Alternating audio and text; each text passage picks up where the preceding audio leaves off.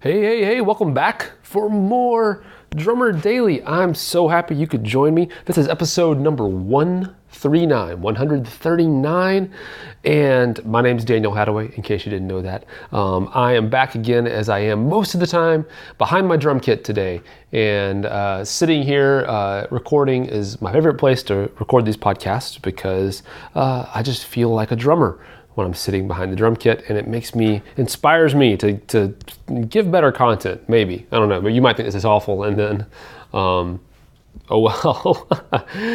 But I'm back today answering more awesome listener questions. And so this one today is going to be a fun one. It comes from Josh. Incidentally, real quick, if you want to ask your own question for the podcast, just hit me up, Daniel@danielhadaway.com, or just go to danielhadaway.com and you can see there's a form there you can fill out, and just send me a message through that and let me know you want me to answer your question on the podcast, and I will be happy to do that. But this question comes from Josh today, and he says, if I go for a specific sound as a drummer, then it seems like I am limiting myself to artists that only want that sound. This is coming from someone who wants to become a professional drummer, of course. So he says, if I go for a specific sound as a drummer, then it seems that I'm limiting myself to artists that only want that sound. Also, I see many studios around where I live that already have kits set up and tuned and dialed in, so it would seem that my own personal sound would be irrelevant if the producer already knows what he or she wants. And that is a great question, a great couple of questions. And the big thing that I'll say right off the bat is, I know that your question, Josh, I know you're asking more about from a sonic perspective and a tuning perspective, or knowing your own drum sound, that kind of thing. But I will just point out that our drum sound definitely comes from how we play, not just what instruments or what drums or what cymbals or whatever else we play, or how we tune them, or how well we tune them, or what we know about mixing them if we're doing it ourselves. Because I talk a lot about that, so I know that maybe some of the questions are in regards to me saying you need to know how to tune your drums well, and you also need to know how to mix and mic them, and all that stuff as well.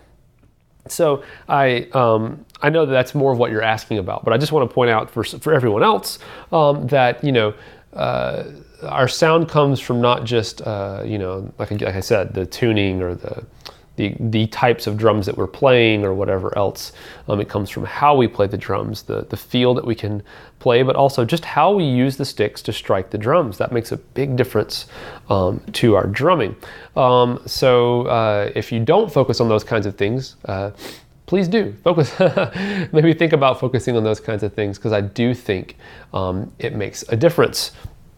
Now, as far as the couple of questions you mentioned, the first one was about that if you go for a specific sound as a drummer, you might be limiting yourself for artists who only want that sound.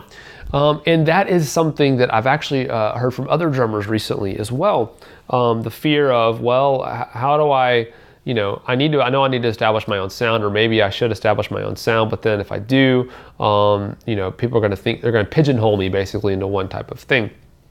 Well, that that can happen, but let me tell you when that happens and then when it doesn't happen.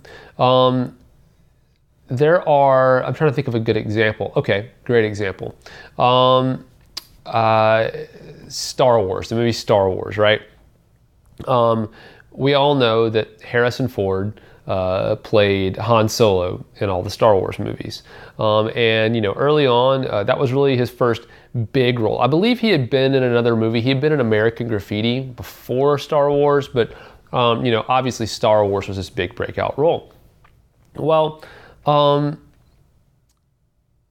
think about Harrison Ford. He started out as a guy in Star Wars, and he's not the only actor in Star Wars. And I'm definitely not saying this is true of all the other actors who were in Star Wars, but a lot of them, they all had speaking. A lot of people had speaking parts or big roles in Star Wars, and most of them never broke out of being kind of known as that character from Star Wars, whatever they played in Star Wars.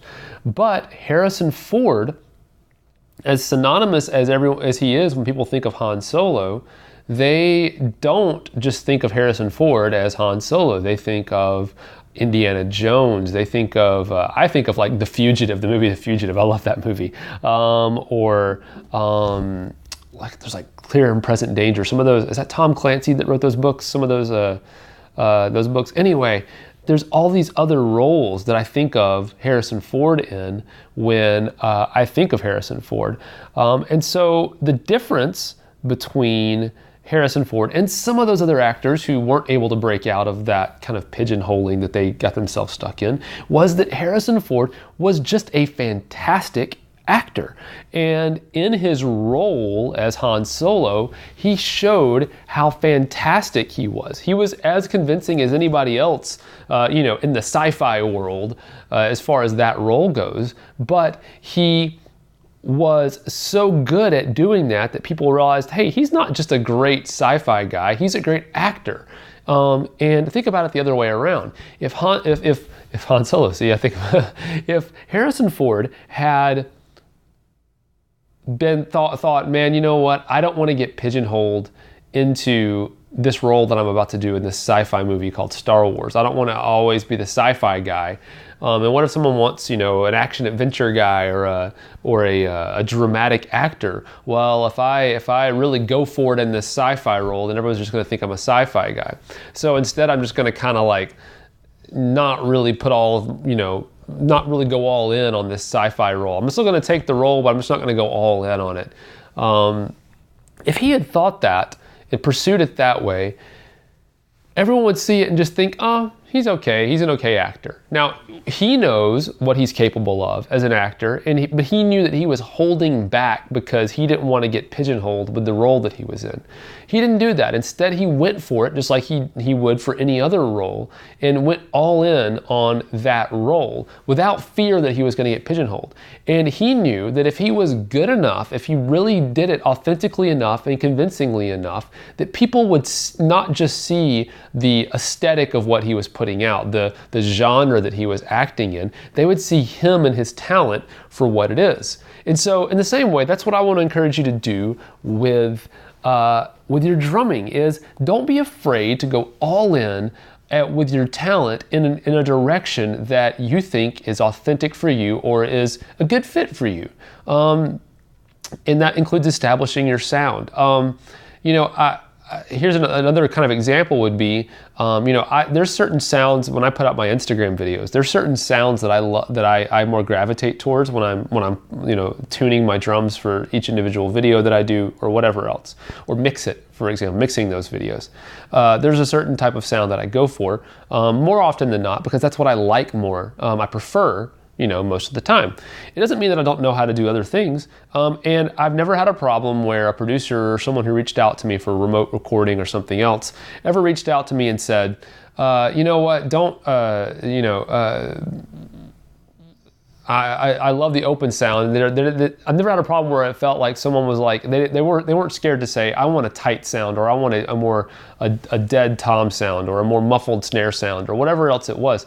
Because they could see through the quality of the video that I put out and the audio and the tuning that I pursue with my playing or in my videos, they can see that I know what I'm doing when it comes to tuning drums. Even if a lot of the tuning sounds the same or goes in one specific direction, it's obvious that I know what I'm doing when it comes to tuning and mixing drums. And so that becomes clear. So the aesthetic or the window dressing that you put on your talent should never be and will never be enough to cover over your actual talent and what your abilities are. So believe for yourself that if you work on your abilities and you actually pursue your craft as a drummer enough, that even if you choose to kind of pursue a certain type of sound or aesthetic or whatever in your playing, that's not going to cover over who you are. And people who are smart and are hiring musicians or hiring drummers are going to see your skill and your talent for what it is and your ability to get the job done for what it is, regardless of what aesthetic you choose to pursue. Now, the other part of your question was about, a lot of studios having their own gear, and so you having your own kind of personal sound might be irrelevant if the producer already knows what he or she wants. And that's true. If the producer already knows what he or she wants, then in those situations, you're probably are going to just play what they have or play what they prefer. But if you only are, those types of producers generally are kind of the upper end, the higher end as far as experience, what types of artists they're working with, the amount of pay they're offering as far as per song or per day or whatever it is they're paying. They're kind of the upper tier, people who have that. They're so specific and dialed in about what they want, and they know enough to think they know more than you as a drummer to tell you. And they do a lot of times. So I'm not saying they don't. I'm just saying that most people with a lot of experience are the ones who are going to come at you with that kind of approach. But there's a lot of work as professional drummers to be done and a lot of money to be made at people with producers who don't have that much experience but still have a little bit of a budget to work with. They may not be masters of drum tuning, and they may not have their own studio, or they may not even know what they want as far as drums go. And so a lot of times they might know you better or trust you more as far as drums go than they do a studio that they maybe have only worked in a couple of times. And so they may be actually more comfortable with you bringing your own stuff in, even if the studio that they're renting has a drum kit, because they trust you to know your stuff better and get better sounds out of it than they trust that they want to put you in a situation where you have to come into somebody else's stuff and work with it.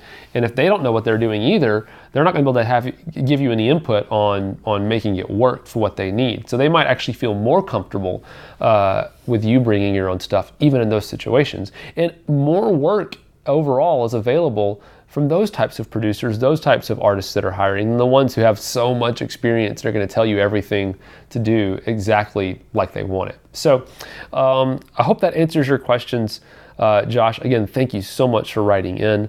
Appreciate it. And hey, if you want to explore more content with this podcast or anything else, first off, this is we're almost 140 episodes into this podcast, so there's a lot of content available to you back on danielhadaway.com. So please check that out. Also, as of now, if you go to prodrumacademy.com, I've got a thing going where if you just take a quick survey for me, I will give you 10 free drumless backing tracks. Just as a way of saying thank you for taking a survey to help me out with some stuff that I'm working on. And then also, once you get those 10 free tracks, you also will get signed up for my Track of the Month Club, where I will send you another free drumless backing track every month forever. And little hint, hint, sometimes I send more than one a month. I send them more frequently than once per month. So it's a good thing to sign up for and jump in on that. It's a lot of free stuff, and I like to send other free stuff as a part of that as well. So jump over to prodrumacademy.com to check that out as well. All right, thanks so much for joining me today. I will see you back again tomorrow for another exciting episode of Drummer Daily. Bye for now.